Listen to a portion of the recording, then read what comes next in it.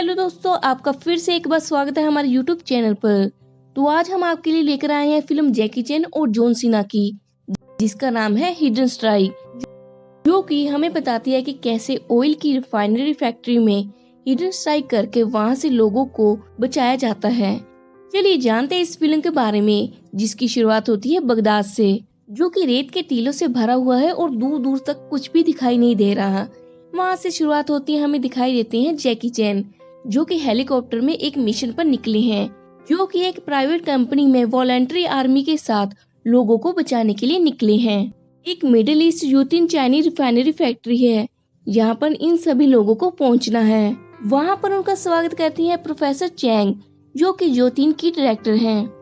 लियो यानी जैकी चैन सारी सिचुएशन का जायजा लेते हैं और देखते हैं कि सब कुछ तबाह हो चुका है, और पूछते हैं कि अभी तक कितने लोग वहाँ से निकाले जा चुके हैं। प्रोफेसर कहते हैं कि हम सभी रिफाइनरी के अंदर सेफ हैं, मगर लियो कहता है कि हमारा प्लान तुम्हें ग्रीन जोन तक ले जाने का है। लियो पूछता है कि ये सब क्यों हो रहा है। प्रोफेसर बताते हैं कि शायद रिफाइनरी के लिए लोग इसे हथियाना चाहते हैं।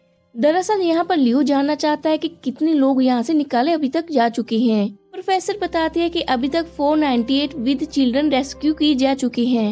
लियो अपनी सेना को इंस्ट्रक्शन देता है काम करने का। इसके बाद हमें देखने को मिलते हैं जॉन सीना, जिसका नाम है क्रिस। क्रिस अकेले ही गोल्फ खेल रहा होता है और इतने में उसका भाई आता है हेनरी, जो बहुत सारे पैसे लेकर आता है और बताता है कि उन्हें एक बस की किडनैपिंग करनी है। मगर क्रिस को ये बात बिल्कुल भी पसंद नहीं आती, मगर उसका भाई उसे फोर्स करता है। परंतु क्रिस अपनी गाड़ी लेकर अपने गांव की तरफ निकल पड़ता है। क्रिस गांव के बच्चों के साथ खेल रहा होता है और वहां पर ओन आता है, जो कि गांव के लिए पानी निकालने की कोशिश करता है कुएं से, मगर कुएं से पानी नहीं निकलता। ये दोनों ही बहुत दुखी हो जाते हैं और क्रिस कहता है कि इस गांव में पानी के लिए वे एक दिन पैसे इकट्ठे जरूर करेगा। वहीं पर एक औरत होती है सुजाया, जो कि क्रिस से पूछती है कि कितने पैसों की जरूरत है। वहीं पर क्रिस कहता है कि $1,00,000 की। वह चुपचाप वहां से चली जाती है। दूसरी तरफ हम देखते हैं जैकी चैन को, जो कि 2 प्लान बनाता है। एक है ग्रीन जोन के लिए सुबह 9 बजे और शाम को 4 बजे, और ये रास्ता कोई और नहीं बल्कि हाईवे ऑफ डेथ होगा, जहाँ से ये लोग लगातार 8 घंटे गुजरेंगे। अगला ही सीन हमें रिफाइनरी फैक्ट्री के अंदर का देखने को मिलता है, जहाँ पर प्रोफेसर डोंगल से सारी मशीनरी एक्टिवेट करती हैं। यानी एक बात क्लियर है कि डोंगल से ही सारा काम एक्टिवेट होगा। प्रोफेसर वहां से बाहर निकलने से पहले अपना बैग अपने असिस्टेंट मियो को दे देती है, ताकि इसे संभाला जा सके। कुल 11 बसेस तैयार की जाती हैं। यहाँ पर लोगों को बाहर निकालने की तैयारी चल रही है। प्रोफेसर अपने असिस्टेंट को दूसरी बस में बैठने के लिए कहती हैं, जिसे जैकी चैन चला रहे होते हैं। वहीं पर उनका ही एक एम्प्लॉय काले पेंट से क्रॉस बनाता है एक बस पर, यानी यही बस टारगेट होने वाली है। इसके बाद सभी प्लान के मुताबिक हाईवे ऑफ डेथ से बसेस लेकर निकल पड़ते हैं। मियो भी जैकी चैन की बस में होती है और वहीं पर उसकी डायरी गिर जाती है, जिसमें उसके परिवार की तस्वीरें होती हैं, और यहीं से पता चलता है कि जैकी चैन और मियो दोनों बाप बेटी हैं। इसके बाद रास्ते में जैकी चैन को एक रेगिस्तानी तूफान देखने को मिलता है, जिसमें बहुत ही धूल उड़ रही है और कुछ भी दिखाई नहीं दे रहा, और सभी को इंस्ट्रक्शन देता है बस चलाने की और इसी तूफान में आगे बढ़ते रहने की। वहीं पर क्रिस गाड़ियां लेकर आता है अपने आदमियों के साथ, और बस पे क्रॉस वाला निशान देखकर उसी बस को टारगेट करता है, जिसके बाद उस बस को वह हाईजैक कर लेते हैं। उधर जैकी चैन अपने टीम से फॉलोअप लेने की कोशिश करता है, मगर उसे कुछ गड़बड़ी लगती है, मगर फिर भी वह अपनी टीम को आगे बढ़ते रहने के लिए कहता है। कुछ देर बाद जब जैक अपनी टीम के साथ उस तूफान से बाहर निकल आता है, उसके बाद जब जायजा लेता है तो उसे पता चलता है कि उसकी एक बस गायब है। वह प्लान बनाता है अपनी बेटी के साथ हेलीकॉप्टर में जाकर उन लोगों को ढूंढने की। वह अपनी टीम की एक बस को ढूंढ लेता है और वहां से अपनी टीम मेंबर से बात करता है, जिससे पता चलता है कि वहां से वह सिर्फ और सिर्फ 5 लोगों को लेकर गए हैं, जिसमें प्रोफेसर और उसका बेटा भी शामिल है।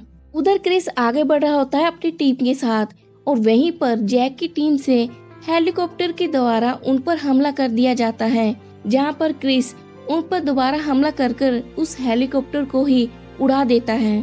क्रिस वहां से निकलकर एक खंडर की तरफ जाता है और वहाँ पर बहुत से गुस्से से अपने भाई हेनरी को पूछता है कि ये खतरनाक मिशन है किसका। उसका भाई बताता है ये मिशन है ओन का। क्रिस ये सब देखकर हैरान हो जाता है, उसे समझ में नहीं आता ये क्या हो रहा है और वह नाराज होकर वहाँ से चला जाता है। हेनरी कहता है कि ये इसके बस की बात नहीं और ये यहाँ से चला गया, इसको रहने दो, मगर मैक उसे ही गोली से मार देता है। इसके बाद मैक उन लोगों के फेस अनरिवील करता है जिसमें पता चलता है कि वह प्रोफेसर और उसके बेटे को उठाकर लाए हैं। वह प्रोफेसर से डोंगल मांगता है, मगर पता चलता है कि डोंगल वाला बैग तो उस लड़की के पास है। वह अपनी टीम को भेजता है उस लड़की से बैग लाने के लिए, मगर उस गांव में ऑलरेडी क्रिस और जैक आमने सामने हो चुके होते हैं और दोनों में सुलह भी हो चुकी होती है। यहाँ पर एक बात इंटरेस्टिंग है कि क्रिस को इस बात का बिल्कुल भी अंदाजा नहीं था कि उस बैग में डोंगल है, इसलिए वह उस बैग को आसानी से उन लोगों को सौंप देता है। जिसके बाद लड़की बताती है कि इस बैग में सारे कोड वर्ड थे। जैक और क्रिस वहाँ के बच्चों के साथ खेल रहे होते हैं, तभी जैक को फोन आता है अपने लोगों का कि सभी लोग ग्रीन जोन में पहुँच चुके हैं। जैक मी की डायरी उठा लेता है और वहीं पर क्रिस कहता है कि मी बहुत ही हॉट है, तुम बहुत लकी हो तुम्हें ऐसी पत्नी मिली। इस पर जैक थोड़े गुस्से में कहता है वह मेरी बेटी है और उसे अपने फोटो दिखाता है। क्रिस उससे माफी मांगता है और जैक उसे बताता है जब उसकी पत्नी की मृत्यु हुई तब वह वहाँ पर नहीं था। उधर जर्मनी से आए शिप से कैप्टन बात करता है मैक से और मैक उसे तैयार रहने के लिए कहता है। दूसरी तरफ क्रिस और जैक दोनों ही गांव से निकल पड़ते हैं, मगर मियो को लगता है कि उन्हें भी उसकी जरूरत होगी, इसलिए वह क्रिस की गाड़ी देखती है और वहां से निकल पड़ती है। मैक अपने बंदों को वहां से निकलने का आदेश दे चुका होता है, वो खुद भी वहां से निकलने की तैयारी कर रहा होता है, मगर क्रिस और जैक दोनों ही अंदर प्रवेश कर चुके होते हैं और उसके आदमियों से फाइट कर रहे होते हैं। मगर इतने में ही क्रिस देख लेता है मैक को जाते हुए और उसे वहाँ पर मिलती है मी, जो कि उसकी हेल्प करती है मैक का पीछा करने में। मैक अपनी गाड़ी लेकर वहाँ से कूद जाता है और मी भी ऐसा करती है, मगर उनकी गाड़ी पलट जाती है, जिसके बाद वह क्रिस से माफी मांगती है। इतने में ही जैक क्रिस के ट्रक को लेकर आ जाता है। इसके बाद तीनों ही मैक का पीछा करते हैं, जिसके बाद क्रिस उसे हेल्प करता है ट्रक के पास पहुंचने का, और ये वही ट्रक है जिसकी मदद से क्रिस ने जैक के लिए रेगिस्तान का एक बवंडर बनाया था। इसके बाद वह रॉकेट लॉन्च करता है और जैक अपनी गाड़ी को मैक की गाड़ी से टकरा देता है, जिसके बाद गाड़ियां पलट जाती हैं और काफी जोरदार धमाके होते हैं। इसके बाद मैक घायल हो जाता है और उसका काफी भारी नुकसान भी होता है, मगर मैक इतने पर भी नहीं रुकता, वह वहाँ से भाग जाता है। इसके बाद जैक और क्रिस दोनों ही मिलकर उसका पीछा करते हैं और उसकी गाड़ी को धकेलने की कोशिश करते हैं। जैक क्रिस को आगे जाकर कूदने को कहता है, जिसके बाद मी और जैक दोनों ही गाड़ी से कूद जाते हैं और मैक की गाड़ी ऊपर रह जाती है, जिसके बाद वह हंसता है, मगर जैक रस्सी को छोड़ देता है। इसके बाद दोनों ही बच जाते हैं, मगर मैक अपनी गाड़ी के साथ ही खाई में गिर जाता है। इसके बाद तीनों ही बच जाते हैं। मी को जैक से एक डायरी मिलती है जिसमें उन तीनों की फोटो होती है, क्योंकि जैक ने अपनी वाली फोटो उसकी फोटो के साथ जोड़ लिया था और कहता है वह उन दोनों को बहुत ही चाहता था, इसलिए वह इस तस्वीर को हमेशा अपने पास रखता था। मीन भी उसे माफ कर देती है और दोनों ही गले मिलते हैं। क्रिस पूछता है कि हम यहाँ से कैसे निकलेंगे, तो जैक कहता है कि उसके पास एक आइडिया है, यहाँ से हेल्प हेल्प चिल्लाने का।